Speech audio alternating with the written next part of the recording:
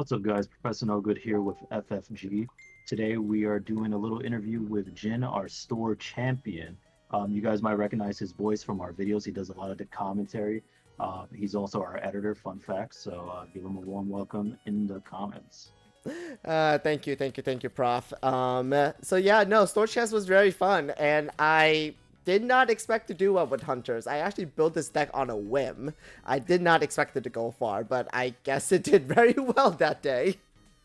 Oh, yes. And I remember you played Hunters in BT12 as well, right? And it was kind of like a different experience for you back then. Yeah, I was doing too many techs, and I just wanted to throw my deck like across the room like 20 million times because it was just frustrating to me. Looking back at what I did, I decided to just go back to like, okay, Hunters is just all about the Resodragon removal anyway. And Mhm. going option heavy on like removal doesn't really help either. Trimming out the tamers didn't really help because then you're missing them. So I just went back to just the old formula. But as you can see, I do have some little text here and there. We have first the BT10 Shoutmon. Funny enough, the guy that told me about it is actually in this room, No Mames. Yeah, he told me about BT10 Shoutmon. And what I really liked is that it can cross into Shoutmon King to give it rush. It can Mhm. also be a searcher to find Taiki, Yu, Shoutmon King, and Damimon, and of course Omni Shoutmon because they're actually cross art cards. So at worst case, even though he can't evil on top of Monimon, he could just be played as a searcher, or you could just Right. tuck him under one of your tamers just to do one of the effects, draw a card, gain a memory. What's really cool is that he can give Shoutmon King and Omni Shoutmon Rush. And it's funny you mentioned that because it didn't come up in this tournament, but I remember the first time I was facing you with this tech piece, I actually lost because you were able to clear my board with an Omni Shoutmon. But I was thinking I was safe because it was crossed that turn. But they used that BT11 Shoutmon as a source, and you were able to swing for game. So Yeah. I witnessed the power of the one of tech in person, guys, I, and it will catch you. I also have like this reputation at our store that I just have a bunch of one-up texts that somehow just come up and work, and it's just like it just blows people out because you I don't hate it. expect it. I know you hate it. I um, absolutely hate it. I know. Another tech which actually got me interested in this deck is actually the Metal Garurumon Ace card. So for those of you that don't know, we do have two ace cards that are available in this meta, War Greymon and Metal Garurumon. So what's really cool about the ace cards is that they have a special mechanic called Blast Digivolution, which happens right after your opponent has declared an attack and did all their effects. For Metal Garurumon's case is you can discard up to 3 cards, gain 1 memory per card discarded this way. So it's basically this deck's own version of Ice Wall, which is very spicy to play with. Very scary part because you can take up to three memory, and a lot of the times, right, people are going into their top end, they're usually at zero or close to it, so you can completely eliminate a person's turn with this card. And I see one more card that isn't very standard in a hunter's list. It's always a card that's being contested. The overflowing power. How's that Yes. card serve you? I like Overflowing Power because my tamer's a little bit more utility. It also gives like my pieces a little bit more recyclability. Like there are Mhm. times where Naresu Superior mode is in the trash, but I was able to save it with like a Damemon or Resodramon and then able to use it later. Also, Watchmaker can find it too. It's actually a hunter card. So what I really like about it also is that Watchmaker actually can find it. So it's actually searchable tech. The only non-searchable tech in this deck is Metal Guru Ace, which is completely fine. Like it's a one-up for a reason. Yeah, it's a very consistent list. I like it a lot.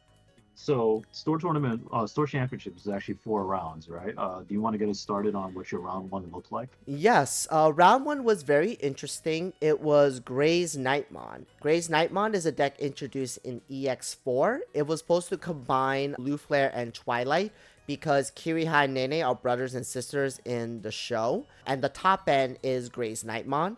I think the guy was still a little bit new to like how it works. I think he didn't have like a full grasp of like what like the best thing to do on certain turns, but that doesn't mean like I should just like, ignored the matchup. I still respected it because I know that Dark Knights can like Digivolve, gain blocker, have like random decoy effects if they have it. And I also know that Blue Flare has like Metal Grade. They could stun me, strip me. Like I know they could do that as well. So I was still pretty careful on like what's going on with the board state and not like accidentally overextend myself and then lose to a random blowout. Thankfully, that match Damimon actually hit. If Damimon hits, I think you're in for a good time. And of Very course, nice. I had my Restigramon Superior Mode do its thing. So luckily, it was an overall smooth matchup. The guy did brick a little bit, but overall smooth matchup. I didn't have to deal with like the Metal Grays or the Dark Knights or the Grays Knights. Like I didn't have to deal with that, thankfully. Yeah, and it's funny because on the surface, the deck seems like a jumbled mess. But Blue Flare typically doesn't really have an answer for Quartzmon, and the Dark Knight stuff actually, ironically, gives the deck an answer to Quartzmon. So Yeah, I think playing it cautiously was definitely the right choice. yeah, like you never know like what random effects are gonna happen, especially in a deck that you're not 100% familiar with. So it's good always just to like take your time, like play it slow, see what's going on, and then start answering and start like getting that tempo back. Round two, actually good segue. It's actually Minerva and Merva. This matchup can be tricky. I think a lot of people think that purple decks can be a little bit slow, but my opponent is, of course, he's right here, Nomames. He could just surprise you with Mervamon super fast, super early, and then now it's like if you barely set up yourself as hunters, that Mervamon is just gonna go to town. So it's just like they could easily overwhelm hunters if you're not careful. So there was a lot of turns where I took my time, go wide, and also again, thankfully Damimon hit. Thank the lords. Like, I remember back in BT12, he never hit for me. I don't know why he was hitting this day. You know, it's funny you say that because it really, like, you can't really afford to miss a turn against the Minerva deck, right? Because Mm-hmm. they have the potential to just kick off early and kind of put you in that blender. So I feel like Mm-hmm. it's absolutely vital that you're hitting Tamers with Damimon for a matchup that you're essentially put on a timer. Yeah, like if they put an analog you, that's good on you, but that means you now need to set up your three tamers really, really fast because that means once they go Merva, it's pretty much gonna be a mess for you. And unless you have blockers ready, which unfortunately is very few because we only have 4 Damimons and 4 Clockmons, and Right. so you gotta like play it safe. Funny story about that matchup. I almost shot myself in the foot. I did a double Quartz mod. Quartz mod is very good at matchup, but I forgot how he worked for a turn, so I did double Quartz, and that was very embarrassing. Luckily, I had the Arrestadramon available, so I crossed into a rookie, went to Arrestadramon, and went for game. But it was just hilarious how I almost shot myself in the foot there. So that was very funny. One is good, right? But I guess two is too much. Two is definitely too much.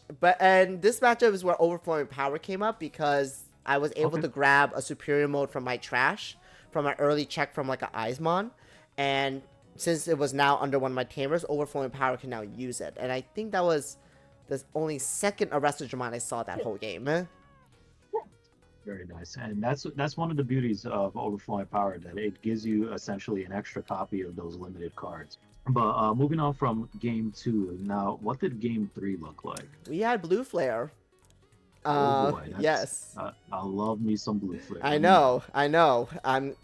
If people don't know, Profio is actually our Blue Flare master. I like to call him the master because he basically taught a lot of us how to play Blue Flare.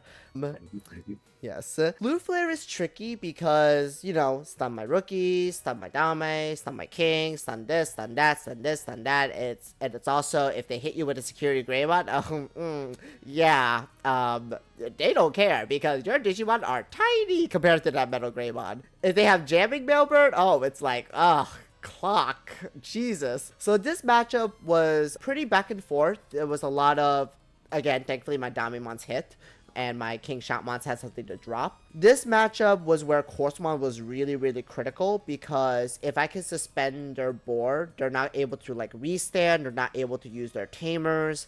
So Quartzmon was definitely useful in this matchup. Also, there was a lot of turns where you want to cross like your frozen pieces. Like there was many turns where I just had Clockmon, it got frozen, and then I cross into it with like a Psychmon to go to like a Dame or an Arrestor or like a Shoutmon King to like release it of the stun, so I can actually attack with Arrestor Superior Mode that turn. Also, this is a game where actually Metal Garurumon Ace came up. The Blue Flare pilot was swinging at 0, did all his effects, and then I went Blast Evo into Metal Guru Ace. I pitched 3 to end his turn, and able to finish the next turn. Very powerful stuff right there, honestly. That's what we actually mentioned earlier, right? If your opponent puts himself at 0, the metal Garurumon on Ace is always like a looming threat now, right? Going Yes, forward. yes. He did have Blazings, but I guess he just didn't expect it because it is a one of, and also if you just happen to draw it, they would never know. Right. So unless they're actually aware of it, they don't think about playing around it, and then you just surprise them with the Ace card. And Now, if you had to, you have to rate that matchup because I feel like both of these decks have the potential to kind of just pop off and hit fast and hard in security. it's 50-50 Feels because like it's 50-50 because people think Quartzmon is the answer, but I actually went against a couple Quartzmons where I kept stunning them with the Mailbirds or whatever because if you keep that Quartzmon stunned, it's not going to do a lot of damage because it can't move, right? Like, it's just there. So if they have Decker, if they have like the Mailbird that freezes something and all that jazz, they could keep the Quartzmon stunned. And of course, if they're running like, Great Maelstrom or something, they could just get rid of it when the time comes for it. And then, you have to figure out how to deal with their board again because once they get their aggression back, then it's pretty bad on you because now you got to answer back super fast. makes sense. And now moving on to the last and final round. This one is actually kind of interesting, right? Black If I recall, your last round was Black War Gray X. I really want to know how that one went. Yes, Black War Grey X. Ironically, it was not in my opponent's favor. He actually bricked twice, both games. Oh boy. Yeah, game 1, he was building his Digimon Raising, but I think he was missing like a rookie. No, not rookie. He was missing like a level 5 one turn or something another turn. Like there was always an off turn before he was able to like go to the next level. So what I did was I just started crossing like into like King, Dame, Arrestor, all that stuff, just to like get my chips in early. It was a little bit dangerous because I didn't see a tamer round 1, but I was able to just like champion Rookie Rush enough to the point where even when he got to his Mega, he realized that he couldn't do anything because like by that point it was too late. Yeah, Game unfortunate 2, for yeah. him, but fortunate for you. Yeah, unfortunate for my opponent, but very fortunate for me. And game 2 was very interesting. My opponent started with a hard drop champion. Not horrible, because, I mean, how can I answer that, right? Like, I have to do an Omni Shout, and that's a tall order, Like, that's a tall order. And I did have Omni Shout. So, I did Rookie, Tamers, blah, blah, blah. He managed to build 2 stacks, but thankfully, they were kind of like imperfect stacks. They were like missing, stuff. So they weren't able to like interact with my board too much. Then I was able to like Quartzmon hit one of their stacks so that there only one left, and he just folded after that because he just couldn't do anything and he couldn't answer the Quartzmon now because he ran out. He already finished his Mega. That's the one thing that's against Blackboard Greymon is that once they hit their top end, they're pretty much stuck. Meanwhile, Hunters being a cross deck, you could like make a new level 3, a new level 4, a new level 5. Like you could do a lot more stuff. Right. It makes sense because a lot of Greymon decks trim their level 7s to kind of make room for the toolboxy nature of it. Mm-hmm. So not having that level 7 to potentially go over to level 6 that's just suspended kind of puts you in an awkward place because an Omni X could get rid of the Quartzmon if it was had, right? Yeah, So, yeah. but Yeah. like I said, a lot of them are just not running it. And Quartzmon being a 15 cost actually puts it 16. at like 16. 16. 16 costs. Yeah, so it's definitely not even in range of Hades. So once it's Yes. there, it's kind of just staying there. Yeah, it's very interesting that Hades is out of the range for Corpspawn. I don't know if that was intentional, but it was very interesting to see that Hades is out of this range. Yeah, that matchup is it's supposed to be Blackwood Greymon's favor. It was dangerous rookie rushing them because, once I'm out of cards, I'm in a really tight spot. So I try my best to like spread out my rookies and maybe like just hard drop a champion or something, all that, or tuck or cross with like a card draw piece. And hopefully I could draw a rookie to keep cycling. But we'll say for sure throughout all 4 matches, Clockmon being at 4 was just I really like seeing Clockmon at 4. Just drawing 2 cards just make me a very happy camper. Oh, for sure. And you didn't face any Royal Knight that day, but Clockmon would have been like essential for that matchup if you Oh did. yeah. Royal Knights, I think it's like another 50-50 because we don't have like the speed or like the tempo control like Cross Hearts or Blue Flare, so we have to deal with like their big bodies a lot. But yeah, no, Clockmon is really good for that matchup, and also Watchmaker. Watchmaker is of course like I think I always had him at 3 because I want to make sure I have space for the other tamers and of course my tech cards. So if there was any tamer I had to trim, I think it was Watchmaker because I think in terms of searching, I think Clockmon is still better, you know? Because Oh, this is still a Digimon deck. This is still a Digimon deck. yeah, being able to pick up a Tamer and a Digimon is always going to be strong, even at the worst of times, right? Yeah, Okay, and last question, closing question. If there's any changes, if any, to the deck after playing 4 rounds, what would they be? I think I would take out one Dame for a calling from Darkness. Sounds calling is a good card, and especially like we were talking about the superior mode, right? Sometimes you need that extra copy, and if you don't have overflowing power, that's a way to get it. Yeah, So and what's really I could get nice, behind that. yeah, what's really nice about calling is that it does like if you just need to like do some extra saving, it does that as well. And also like if you're running low on rookies, you could just pick them up and then just go for it. Also picks up any arrested Drummons that got hit from Yeah, security. exactly. Yeah, yeah. Just the rush if you need the rush as well, right? Mm-hmm.